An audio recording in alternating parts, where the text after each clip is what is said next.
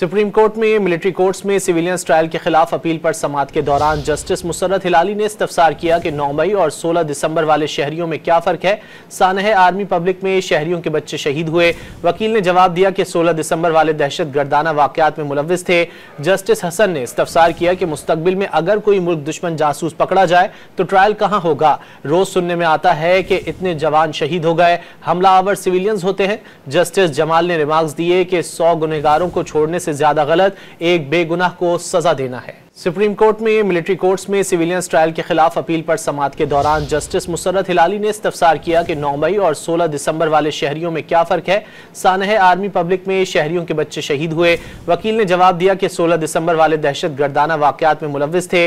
Justice Hasan ने इस्तफसार किया कि मुस्तकबिल में अगर कोई मुल्क दुश्मन जासूस पकड़ा जाए तो ट्रायल कहाँ होगा। रोज सुनने में आता है कि इतने जवान शहीद हो गए, हमलावर सिविलियंस होते हैं। जस्टिस जमाल ने रिमार्क्स दिए कि 100 गुनहगारों को छोड़ने से ज्यादा गलत एक बेगुनाह को सजा देना है।